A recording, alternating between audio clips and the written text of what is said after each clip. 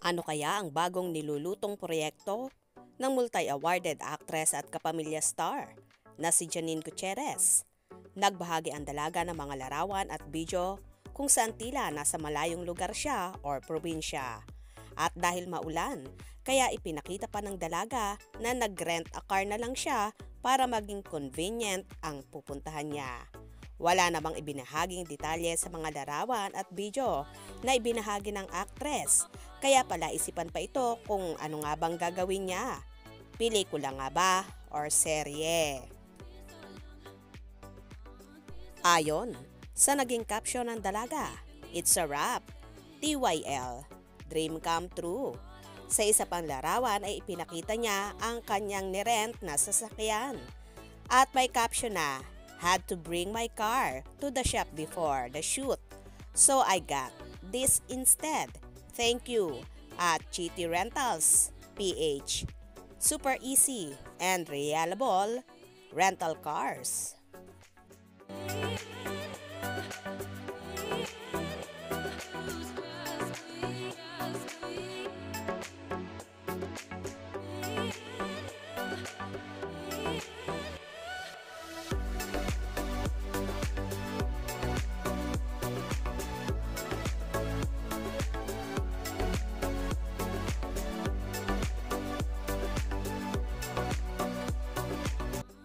Wow!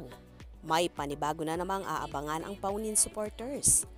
Napaniguradong, pang-blockbuster na naman ito. Ano kaya ito? Movie kaya ba or serye? At sino kaya ang magiging leading man niya rito? Sana ang nobyong si Paulo Avellino. Anyway, sabik na nga ang kanilang taghanga na muling makita sa mga proyekto ang Paunin, mapa-teleserye man ito or pelikula. Dahil matagal-tagal na rin silang walang tambalan na pinagsamahan. After nga ng naging hit na serye nilang Marry Me, Marry You at ngayon kaya movie na parehong last year ipinalabas. By the way, napapabalita na may gagawing projects ang Paunin. Bago matapos ang taong 2023 ay i-announce daw ito.